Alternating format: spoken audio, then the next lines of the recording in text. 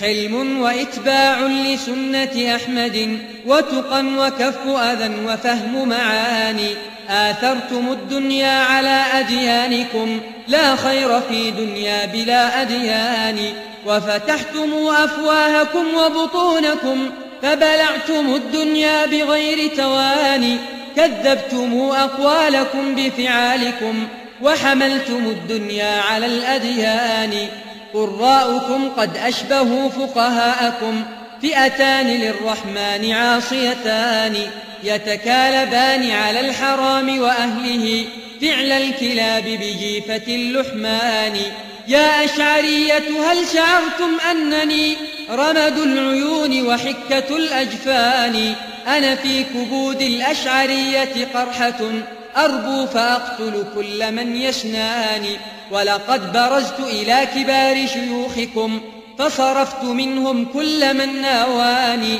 وقلبت أرض حجاجهم ونثرتها فوجدتها قولا بلا برهان والله أيدني وثبت حجتي والله من شبهاتهم نجاني والحمد لله المهيمن دائما حمدا يلقح فطنتي وجناني أحسبتم يا أشعرية أنني ممن يقعقع خلفه بشناني أفتستر الشمس المضية بالسهى أم هل يقاس البحر بالخلجان عمري لقد فتشتكم فوجدتكم حمرا بلا عنن ولا أرسان أحصرتكم وحشرتكم وقصدتكم وكسرتكم كسرا بلا جبران أزعمتم أن القرآن عبارة فهما كما تحكون قرآنان إيمان جبريل وإيمان الذي ركب المعاصي عندكم سيان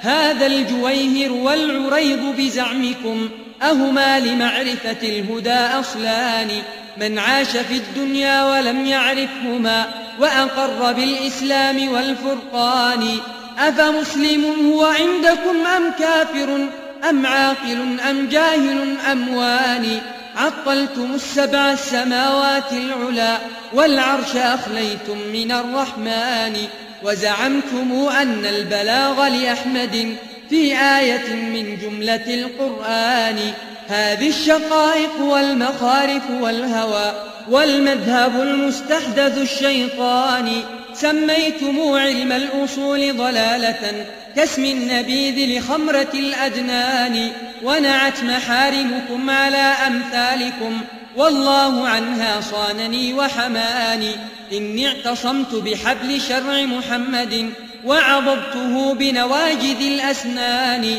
أشعرتم يا أشعرية أنني طوفان بحر أيما طوفان أنا همكم أنا غمكم أنا سقمكم أنا سمكم في السر والإعلان أذهبتم نور القرآن وحسنه من كل قلب واله لهفان فوحق جبار على العرش استوى من غير تمثيل كقول الجاني ووحق من ختم الرسالة والهدى بمحمد فزها به الحرمان لو قطعن بمعولي أعراضكم ما دام يصحب مهجتي جثماني ولأهجونكم وأثلب حزبكم حتى تغيب جثتي أكفاني ولأهتكن بمنطقي أستاركم حتى أبلغ قاصيا أوداني ولأهجون صغيركم وكبيركم غيظا لمن قد سبني وهجاني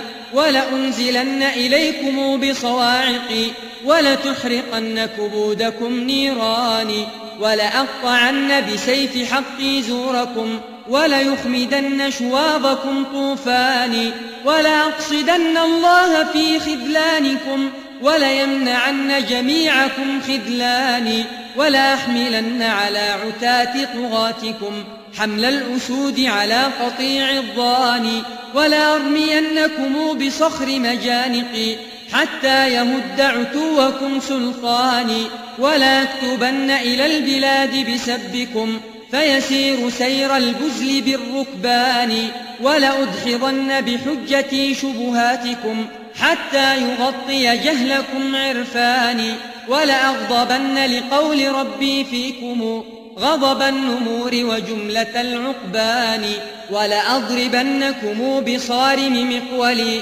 ضربا يزعزع أنفس الشجعان، ولأسعطن من الفضول أنوفكم سعطا يعطس منه كل جبان.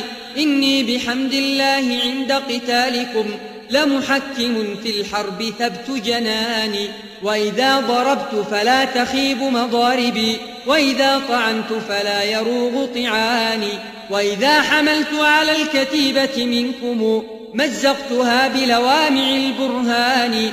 الشرع والقرآن أكبر عدتي فهما لقطع حجاجكم سيفان، ثقلا على أبدانكم ورؤوسكم فهما لكسر رؤوسكم حجران. إن أنتم سالمتم سولمتم وسلمتم من حيرة الخذلان، ولئن أبيتم واعتديتم في الهوى فنضالكم في ذمتي وضماني.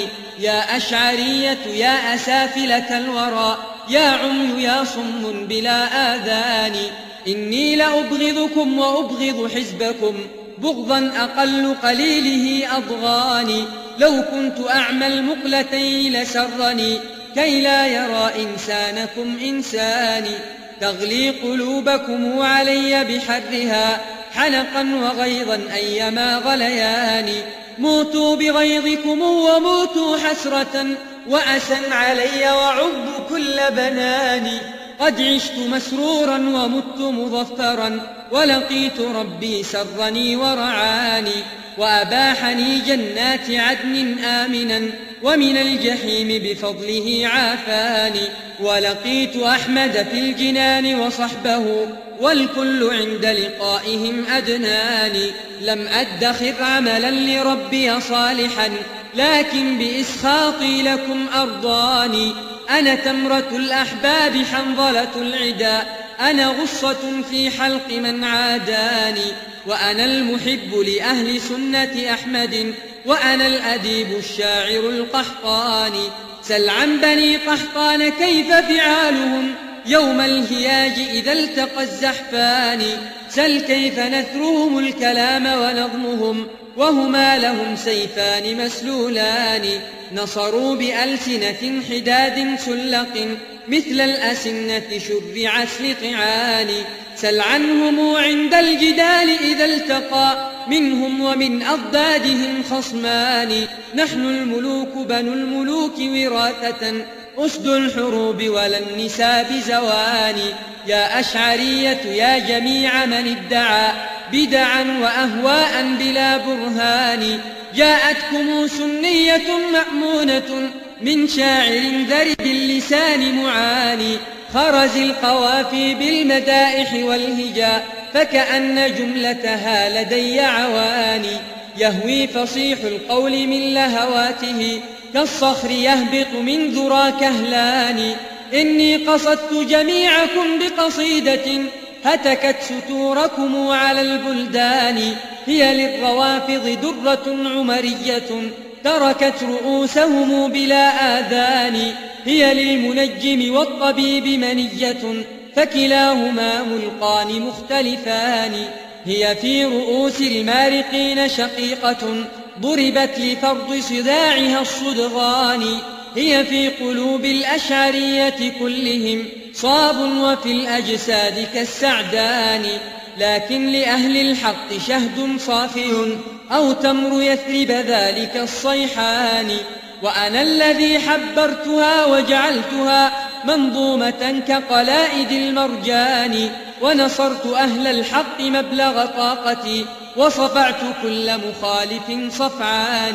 مع أنها جمعت علوما جمة مما يضيق لشرحها ديواني. أبياتها مثل الحدائق تجتنى سمعا وليس يملهن الجاني. وكأن رسم سطورها في طرسها وشم تنمقه أكف غواني.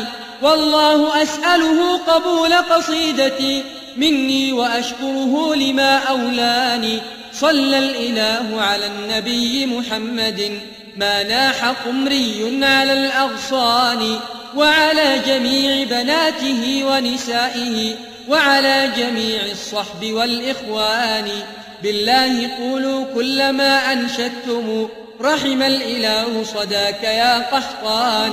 تم هذا العمل في استوديو القادسية وفي جميع التسجيلات.